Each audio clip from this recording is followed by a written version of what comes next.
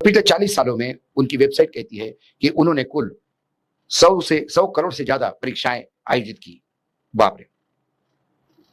इसके पहले कॉन्फिक्स private limited नाम से एक कंपनी चला करती थी।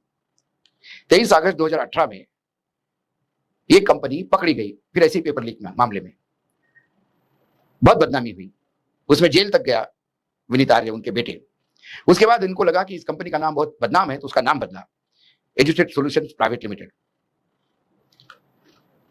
और जब मैंने कहा कि इनके ये काम कैसे करते, मोडस ऑपरेंडी कैसा होता है, ये आर्य समाज के अध्यक्ष है।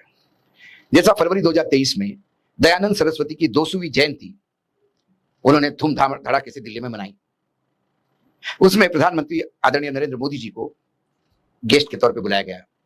प्रधानमंत्री जी आए और प्रधानमंत्री जी आने के बाद बाकायदा उन्होंने स्वागत पर भाषण किया आर्य साहब ने, और उस वही प्रधानमंत्री जी ने अपने भाषण में सुरेश चंद्र आर्य के कामों की स्तुति की।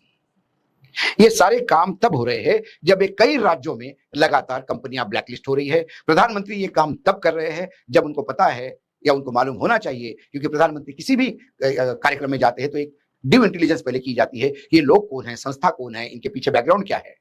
यदि सुरेश चंद्र आर्य का बैकग्राउंड ये था कि वो एक एग्जाम कंडक्ट करने वाले कंपनी के मालिक है, जिनका बेटा जेल जा चुका है, इनकी कंपनियां कई राज्यों में ब्लैकलिस्ट है, उसके बावजूद भी वहां प्रधानमंत्री जाते हैं, तो क्या हम ये कहें कि प्रधानमंत्री के संरक्षण में ये काम हो रहा है। और वो भी इसलिए मैं कह रहा हूं क्योंकि जो मैंने CSIR जो कंपनी बताई है, जो डिपार्टमेंट है CSIR, जो विज्ञान और प्रौद्योगिकी मंत्रालय के अंडर आता है, उसने 8 करोड़ का ठेका जो दिया है वो CSIR की अध्यक्षता प्रधानमंत्री करते हैं। CSIR के अध्यक्ष प्रधानमंत्री है। तो बिहार में जो कंपनी ब्लैकलिस्ट हो गई, उसके पहले जिस कंपनी के मालिक का बेटा पेपर लीक मामले में जेल जा चुका हो, ऐसे आदमी को फिर प्रधानमंत्री के अध्यक्षता वाली संस्था 8 करोड़ का एग्जाम कंडक्ट करने का ठेका देते हैं, और जैसा कि हमेशा की तरह उसमें भी वो फेल हो जाते हैं, वो एग्जाम में गड़बड़ी पाई जाती है। क्या प्रधानमंत्री का हस्त वरदहस्त उस पे है? सवाल उठता है।